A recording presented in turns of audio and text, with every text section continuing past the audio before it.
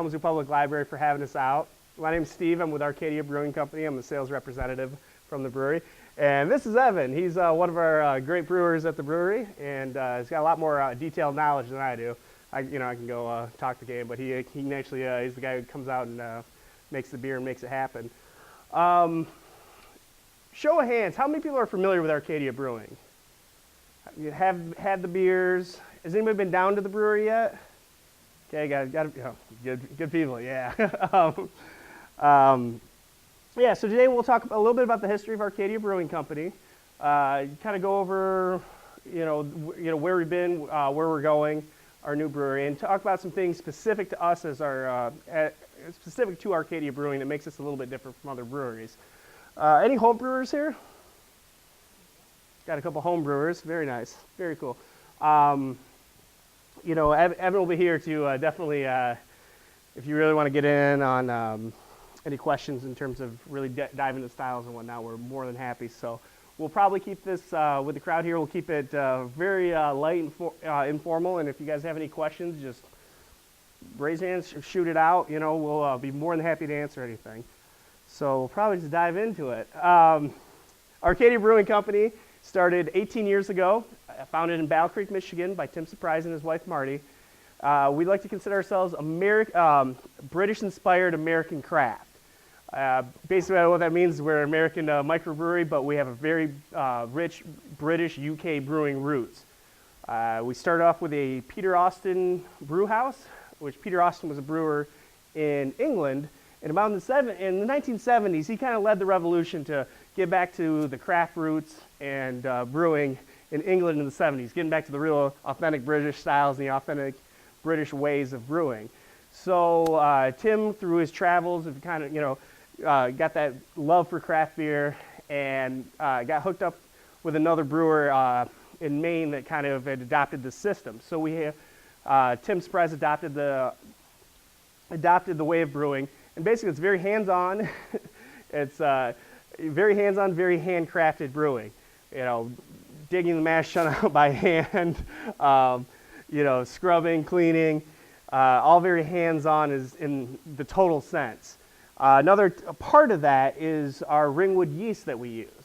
Now, Ringwood yeast from Ringwood Brewing, we got it from England, and we use that yeast in all of the beers that we use.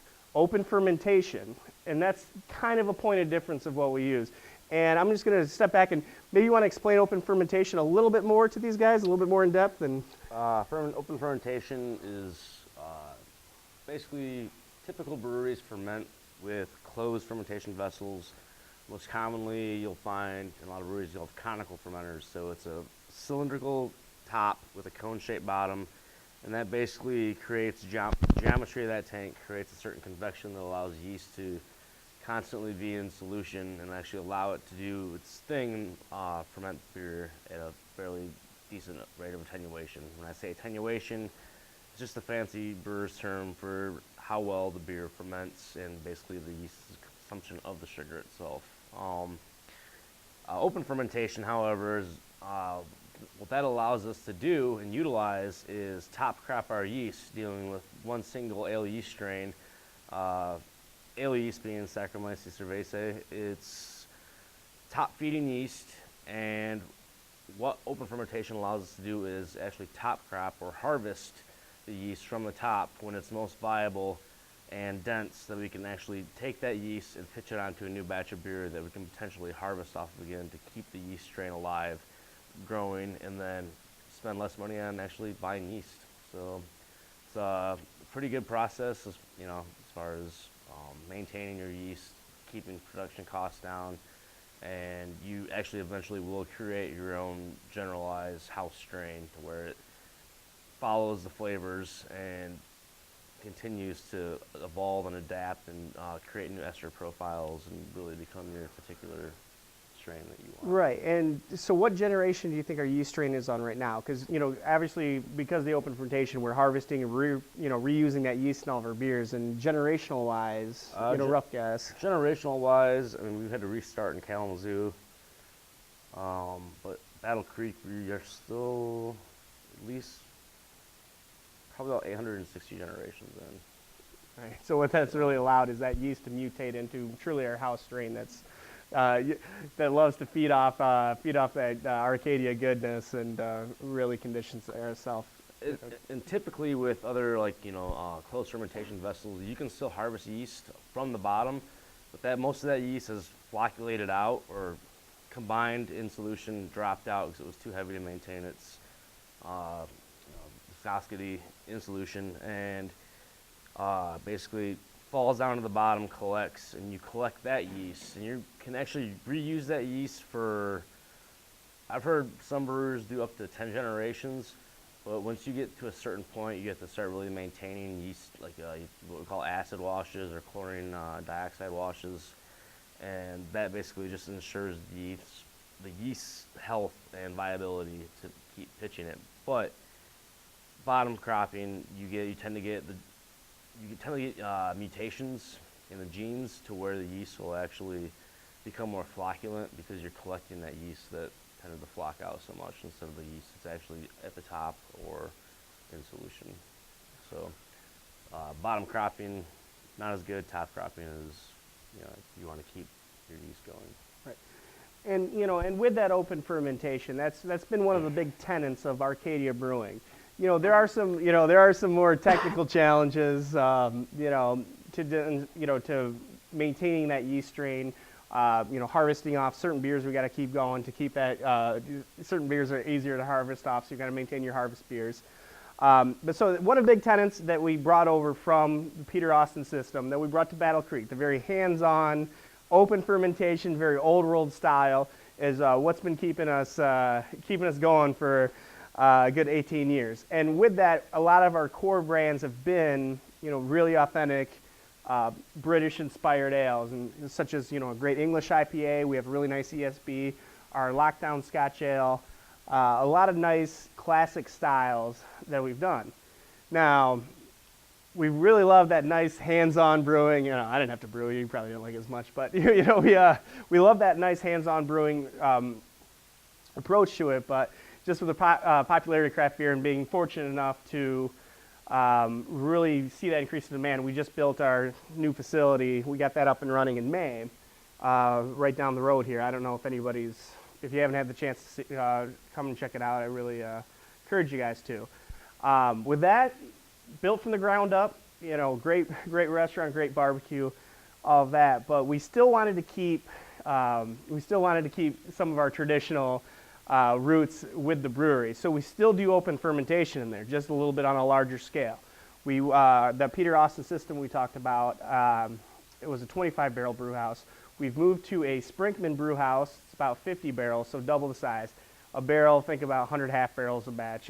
There's losses, but roughly you think 100 half barrels. But with that, with the more automation that we brought into our facility, and more of the fancy bells and whistles, still at the core and the heart, we're doing open fermentation. We're still reusing that ringwood yeast, and still trying to stay with our roots as much as we can, but also modernizing it. In terms of, just lost my train of mind here, but question, yeah. Yeah, Evan, so can you use open and spontaneous fermentation, and What do you mean by spontaneous fermentation? well, like Carolina and Belgium, Oh, basically allowing what's in the air to actually... yeah, kind of different.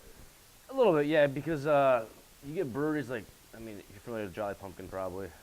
They actually have an air system that pulls in and filters out certain, in particular, wild yeast or whatnot, but they do basically bring in the outside air into their open fermentation cellar to basically kind of inoculate and kind of feed on top of their house strain that they use.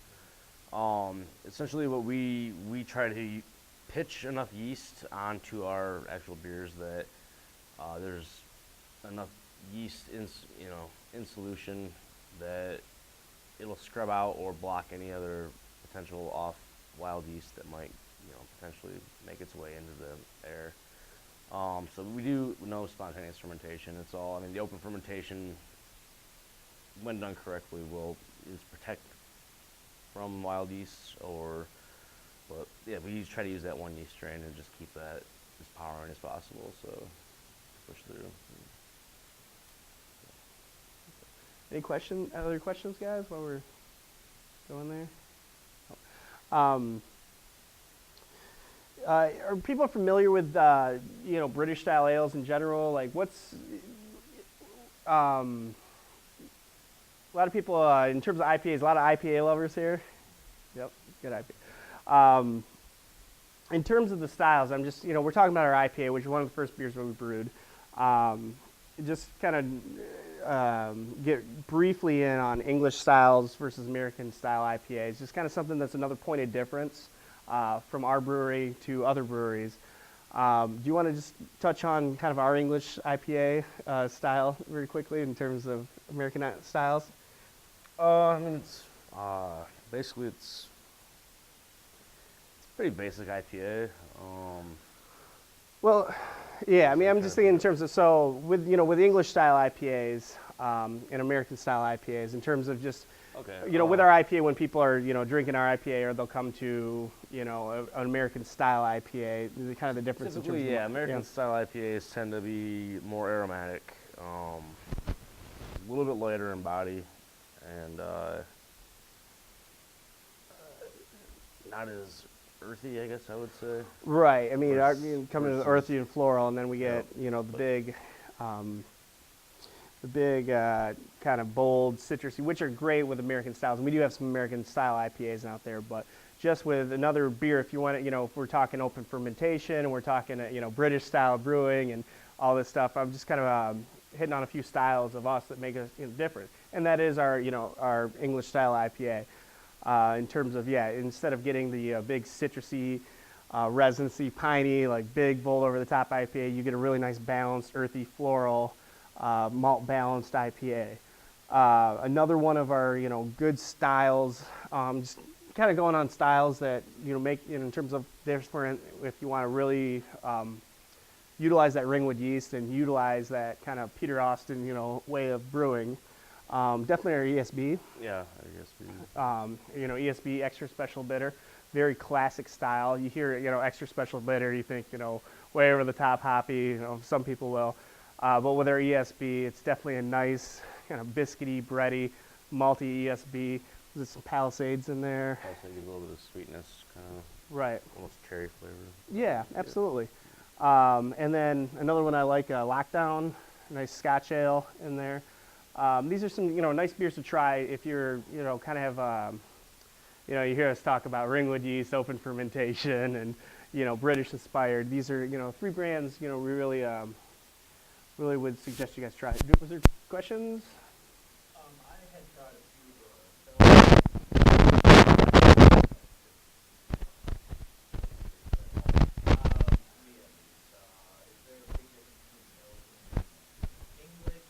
Well, it would be definitely the yeast is going to be the big difference. Yeast and water profile, the 2 main contributors.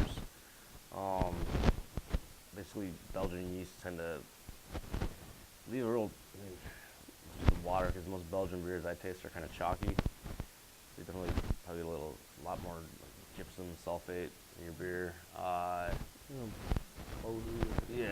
Clovey, but the yeast ester profile on its own is going to kind of overpower some of those, hop flavors that you're going to get, that you're looking for, like you'd want derived from hop characters, like the piney floral aromas instead of, Belgian yeast. You're going to get like the clove,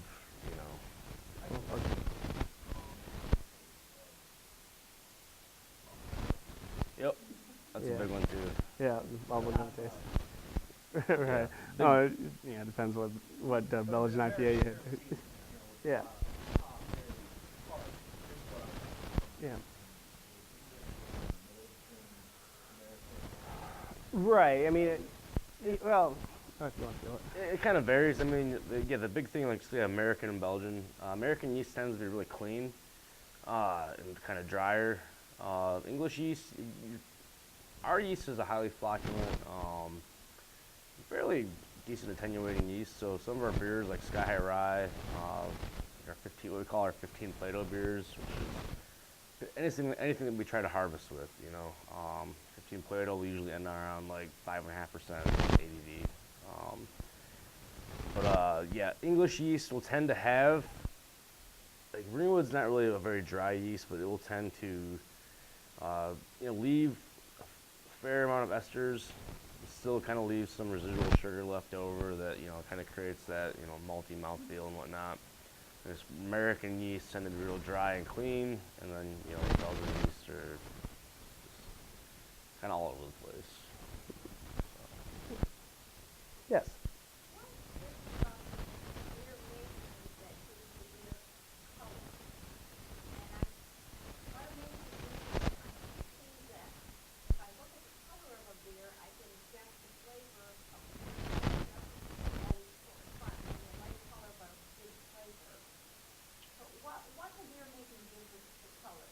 There's the whole stage of malting itself. Basically taking the grain, putting it through the malting process where you basically germinate the malt and then roast it. The roasting process, basically it's the length of the roasting process per malt. So the best example I can give with that is like the crystal malts. So you have a variation of crystal malts that range from they're basically measured in lava bombs. And lava bombs just the degree of roasting that it was taken to. So like crystal, we call it C20, C40, as it goes through the different levels of, the higher the number, the darker the malt, essentially. So darker malts will give and add a lot of different color, characteristic, flavor, mouthfeel, body. You also get your adjunct malts, which are typically unmalted. You can add those. That'll give the beer a big mouthful, even if it'll make the beer seem like you take a 4% beer and make it think like you're drinking a milkshake almost. Like you're really full, but you're just like, it's still. Or you can go the other way around and make a really big beer that is really dry and clean. So it's it's all about the malts that go into the beer and how balanced and how much contribution they play to the total malt bill that is actually mashed in and converted to wort, turned to beer. Right, and a lot of that too is going to be the hop balance on that as well. You can have a like let's say a Scotch ale or something like that, where you might dial back some hops in there, let more of that sweetness in the malt. So you look this, you might see a darker beer, like especially a lot of Maris Otter and the Rich malt. Yeah, it's real rich Base and malt. sweet, and then you might have something that's roasted a little bit more, like let's say our Imperial Stout or our Starboard Stout, where you have a really roasted malt. They're both kind of dark in color, but one's going to be kind of malt sweet, and the other one you're going to have like roasty, like coffee and hints of chocolate, and that's just on the degree of roastiness in there. You can also have something like our B Craft that throw a ton of hops in there, and you get a dark roasty, but also a lot of hops in there. So there's definitely a balance in there too, as well as like how malt sweet or roasty. Really what you get from a darker beer. Well, and especially nowadays with modern, all the science and everything behind malting, there's so many different variations of every kind of grain that you can think of. Especially with like real dark malts. There's chocolate malt, roast barley, black malt, black patent malt, which is debittered black malt, where it just adds like color and real no flavor contribution. It's just they've kind of just gone crazy with it. So basically, it's a brewer's dream to be able to pick and kind of taste the malts, get an idea like how you want to balance your recipe, and it's a whole world out there of malt, and that's really the big contribution as far as color, especially. But Absolutely. Yeah. That answer your question, or okay, excellent. With in terms of kind of talking a little bit on their point, one of the beers that we just kind of did, Polyon, that's a really interesting one. Especially going back to what we talked about with our Ringwood yeast, is being with that limitation is that we can do that. We can only do beers with our open fermentation with the Ringwood yeast. We wanted to do a Belgian a clone of a Belgian strong ale, Duvel, and the brewers kind of came up with a real interesting way to take our Ringwood yeast to take our ringwood yeast and kind of, and take its own spin on it, not necessarily a clone, but take our own spin on a golden strong ale. You can't call it Belgian because it wasn't Belgian yeast. But this beer is pretty interesting, and especially goes because it's nice and light. AVB wise, it's really up there though. It's very deceiving. It's what I think Very it's dry. cracking but around 9%. Yeah. 9%. You get a pint and you like. Yeah, and did you guys do the olive oil? Yep. Okay, could you talk to a little bit about that? Just how we got a yeast that we use throughout there, and then to get it to produce different esters and flavors to almost, I wouldn't call it a complete mimic of a Belgian, but in that style of that, because I thought that was pretty interesting. Yeah, basically we add olive oil to it to contribute basically the fats that it's naturally going to make during the fermentation process anyways. So it doesn't have to work as hard to do its actual. So at other what job point of do you steep producing. olive oil in the? About 5 hours before we pitch it. So we put the olive oil into the yeast, the actual yeast slurry, and then stir it up and let it kind of settle and do its, do its thing. And there's the way that interacts, in terms of when the yeast feeds on that, it produces definitely a different ester in there, and Yep. Yeah. definitely an changed the interesting ester beer. profile completely. So. But that's another fun way that we can kind of stress our yeast, make it different, and then still produce different flavors of beer, just all within that all-encompassing one yeast strain, which again is very unique to Arcadia, is us just using one yeast strain, because you will have a lot of other brewers that will use a lot, and any of the home brewers out there, you order at White Labs, and you have a lot of different profiles you can do. Do we have any other questions, or kind of moved it through a little bit? Cream ales are quite popular in the UK. How did they get that profile? And they call it a cream. Basically, we actually just brewed one of those Yep. a few months ago. Basically, it's supposed to be like cream corn, kind of, and so they add flaked maize to the grist bill. Kind of gives it that corny flavor, and then kind of play on malts and yeast a little bit to kind of create that creaminess flavor. So yeah, cream ale is basically just a really corny beer. No pun intended. Yeah, it really lightens up the body with that, Yeah. flake Like maize cheese in there. and flavor Yeah, that. the head's totally different. Yep. Mhm. So, Absolutely. Any other questions, guys? I know we kind of zipped through some stuff, but any questions in there about Arcadia or beer in general, or way back?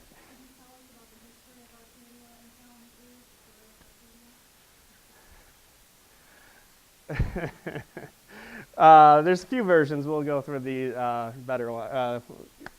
Okay, so 18 years ago, we talked about Tim Surprise and Marty Surprise wanting to open up the brewery. The original plan was for Kalamazoo. The name Arcadia, some of you guys remember the old festival site before it was. The festival site was just a parking lot.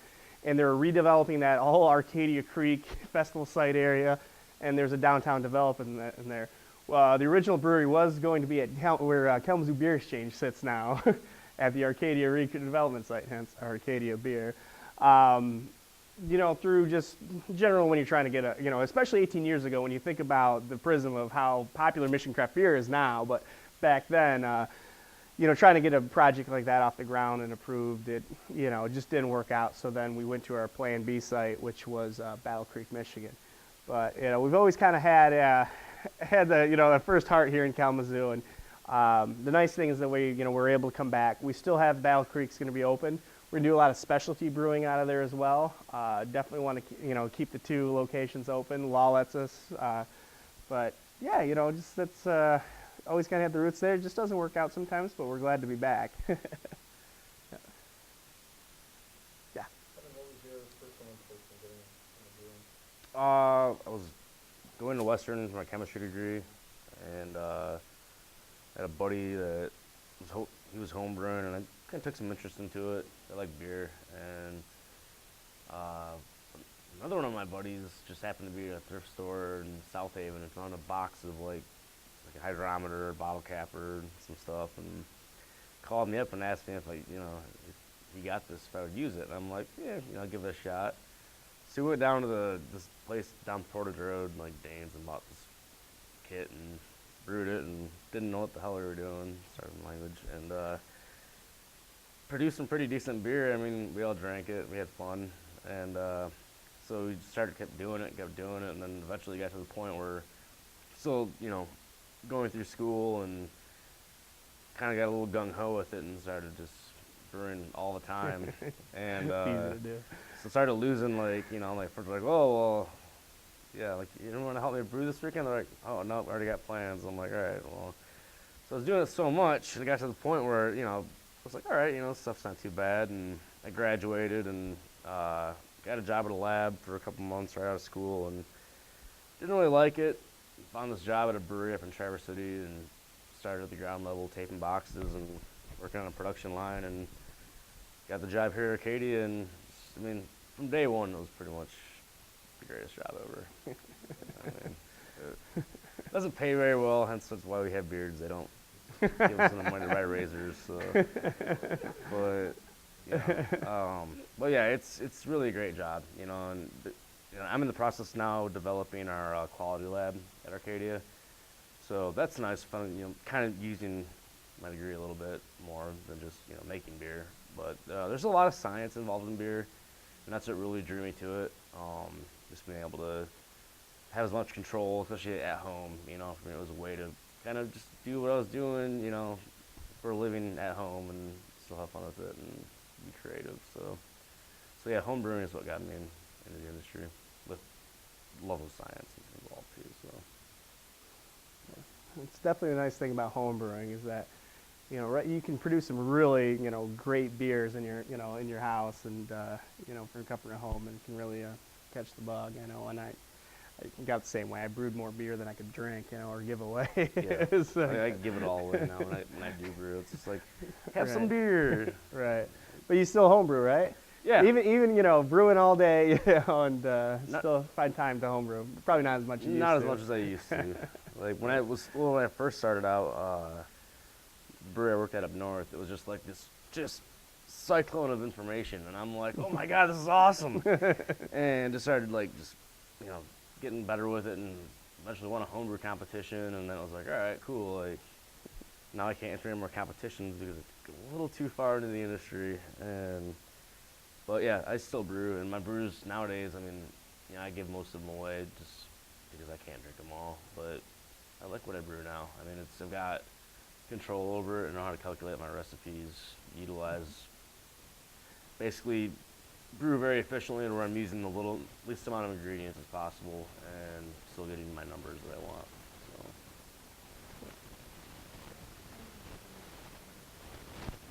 So. 2 years in November, and just past 3 years in the industry. So.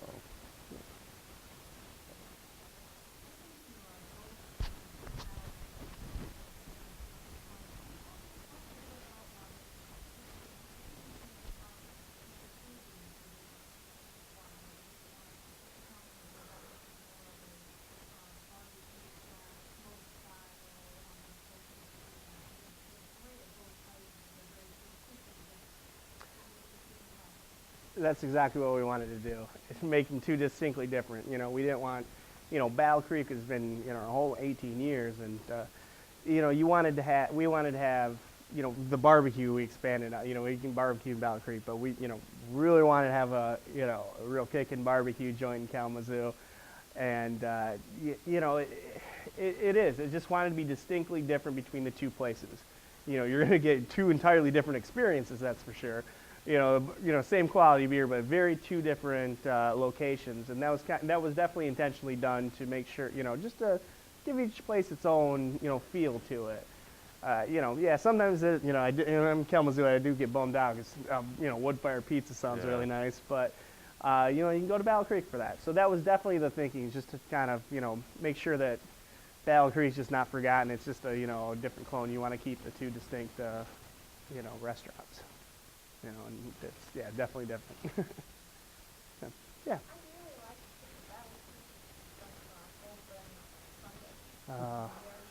You and me both. Yeah.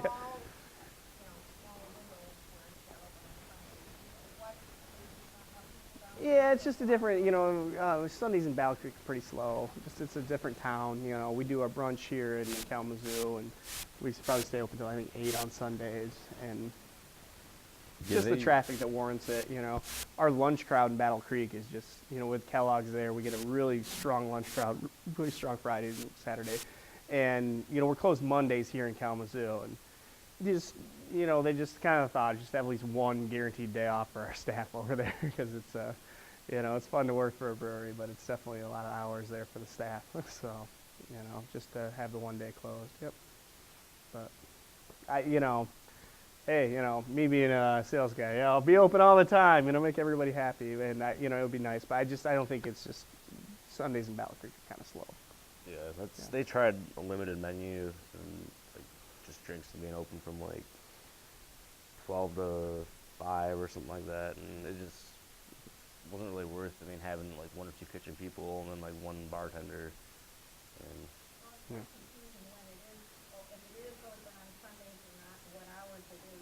yeah, it's pretty much Right. indefinitely closed on Sunday for Yeah. the time being. So. Yeah.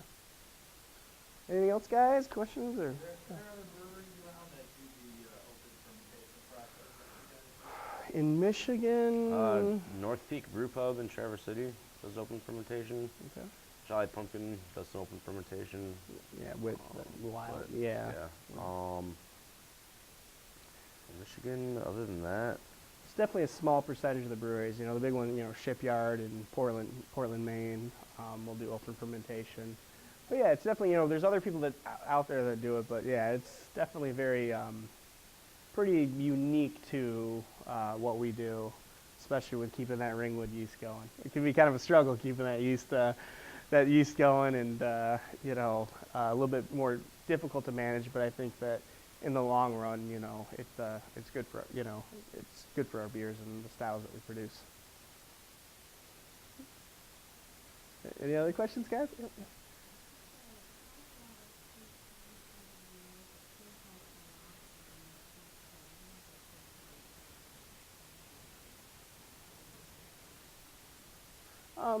There's probably some recipe tweaks in there. minor adjustments. In terms of, I don't know, in terms of what you remember, I don't know how greatly, you notice the difference in there. But, sometimes with, just different processes.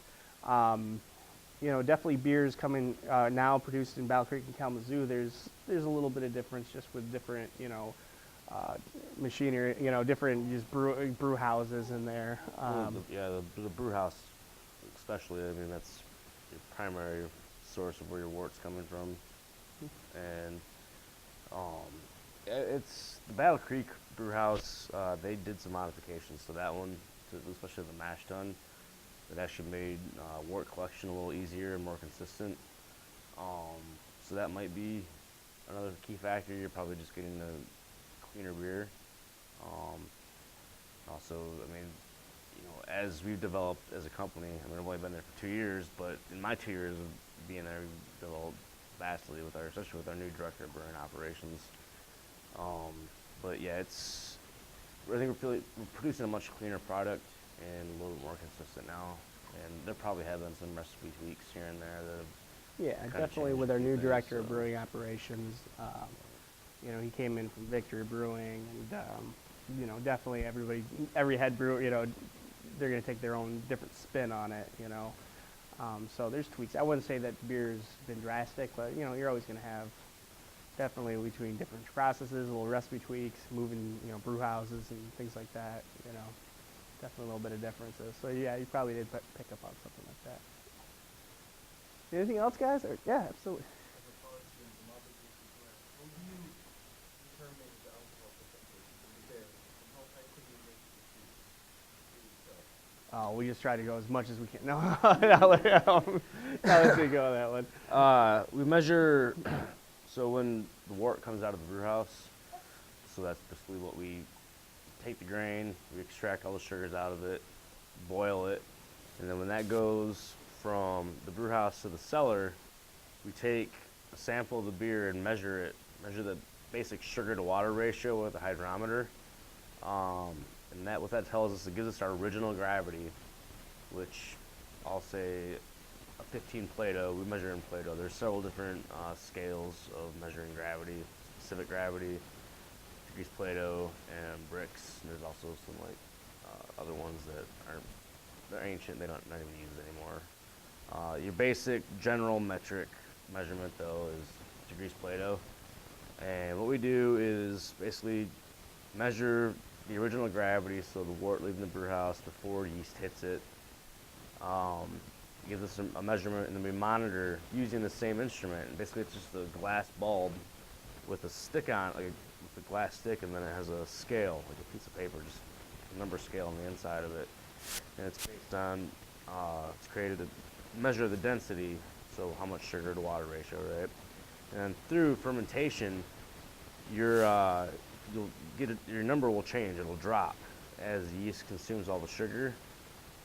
Basically, so you measure when your beer is done fermenting, you take a difference between those two measurements, your original gravity and your final gravity, and multiply by a constant number, and that'll give you your potential gravity.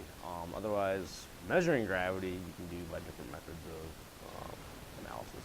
Right, So, and you know, the brewers are going to have a general idea of how much alcohol they want, and a lot of that's dictated by the style. You know, different styles of beer are going to have, you're going to have kind of a range of, you know, if you're brewing an IPA, you know, obviously you're going to, you're going to have, 5 to 7 or whatever %, you know. And then some of the bigger, you know, like a barley wine are going to be a little bit higher in alcohol in range. So when you're, when you're getting ready to brew, you know, you're going to have something in mind of where you're going to want to be in terms of how much malt and how much food for yeast you produce in that wort really to, you know, consume, because when that yeast feeds on that wort that we produce at the brew house, that can do, you know, that produces CO2 and alcohol. So they're, you know, the brewers are going to have something in mind when they start off with this style. And a lot of styles, you know, they have a guide, you know, kind of a general idea of where they want to be. But I mean, when you're creating a style, but when you're honed in, they're going to know where they're going to know where they're at pretty much. Yeah, when you're creating a style, I mean, you have a generalization. There's certain standards where beer should be as far as EJCP standards. Right. But yeah, you typically you measure it with a basic glass tube, and the easiest way to do it, you can use refractometers. But it's just a measurement difference between the two measurements, and then multiplication that gives you your basic general, like what your alcohol would be. We can go as in depth as you guys like. Any other questions, guys? You know, we've probably got 45 minutes in here, but no, we had some newcomers here, but yeah, I guess there's no other questions. I just want to leave you with this, guys. You know, I thank you guys for coming out, and really appreciate the Kalamazoo Public Library for hosting this, you know, for their first annual, and maybe we'll try to expand on this and actually have some beer sampling in here, right?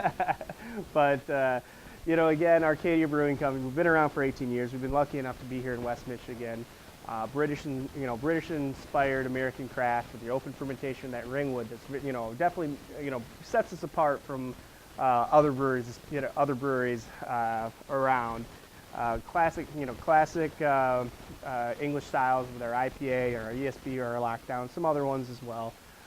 But still being able to do some kind of fun, funky stuff with our, same yeast, such as our beer Apollyon. That kind of helps mimic, huh? Right. Oh yeah, then this guy, if you ever come down to the pub, he made a special beer himself called the Reisenberg. It's a rye session ale, but he's pretty proud of that. We kind of we're on a program now where we let the brewers, I think once a month now we're doing it. Close to that, Yeah, they can come up with whatever they want to brew, and they just brew it, and they're able to do that in Battle Creek with the 2 facilities now. So that's kind of Arcadia in a nutshell. And we're really excited about, we got some fun plans in the works in the future, but definitely with our new facility, getting that up and running, and still having Battle Creek as that anchor with now turning more into our R&D. It's a pretty exciting time for us. So any other questions, guys? Or if not, just like to thank you guys for coming out. All right. Thanks, guys.